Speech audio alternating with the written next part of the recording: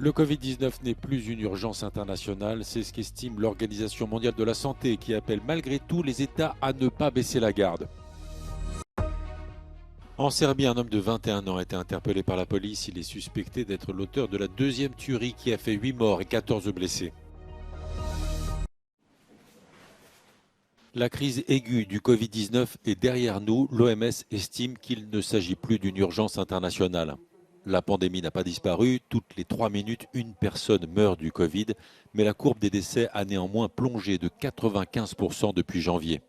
In 3 years since then, COVID-19 has turned our world upside down. Almost 7 million deaths have been reported to WHO, but we know the toll is several times higher, at least 20 million. Le directeur de l'Organisation mondiale de la santé estime que la pire chose qu'un pays puisse faire aujourd'hui serait d'utiliser cette nouvelle pour baisser la garde et laisser entendre que le Covid n'a plus rien d'inquiétant. L'OMS avait décrété le plus haut niveau d'alerte pandémique le 30 janvier 2020.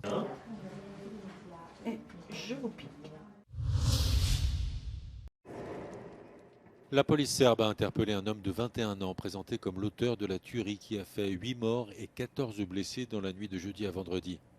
Le drame a eu lieu dans un village au sud de Belgrade. L'assaillant a ouvert le feu à l'arme automatique depuis sa voiture avant de prendre la fuite. Moins de 48 heures plus tôt, un adolescent avait tué 9 personnes dans son école. Ovim ponovljenim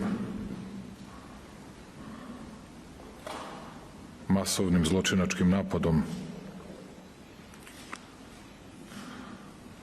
posle napada na našu decu, a zatim nasumičnim napadom na svakoga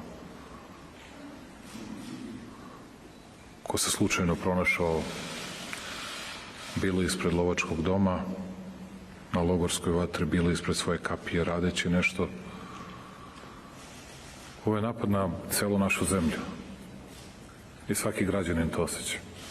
Le président serbe a annoncé une vaste opération qui doit déboucher sur le désarmement presque complet du pays.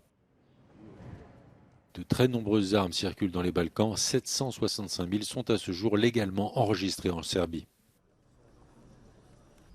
On the first day of national mourning for the 8 children who lost their lives in school shooting in Belgrade 48 hours ago, Serbia has to mourn again. And even though last night's tragedy, unlike the school shooting, is not unprecedented in Serbian history, there were massacres like these in Serbian villages even in recent history.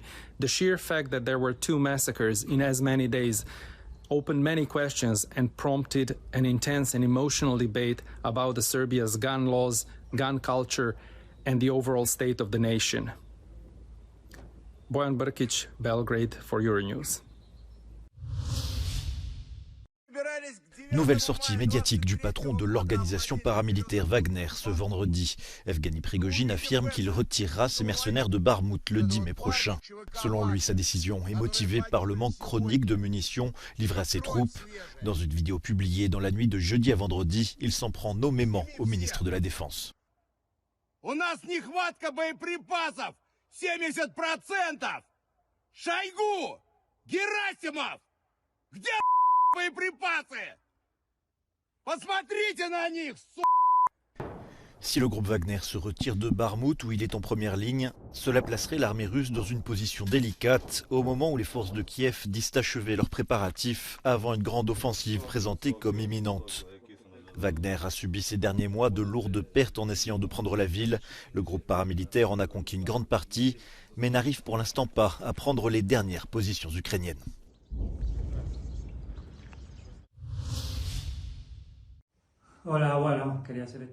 Lionel Messi a présenté ses excuses au Paris Saint-Germain après son escapade du début de semaine en Arabie Saoudite.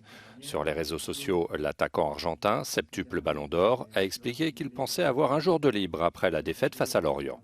Le problème, c'est qu'il n'avait pas obtenu l'accord du club, avec lequel il arrive en fin de contrat en juin prochain. Cela relance les spéculations sur son avenir. Restera-t-il à Paris? Retournera-t-il à Barcelone? Ou choisira-t-il une autre destination pour finir sa carrière?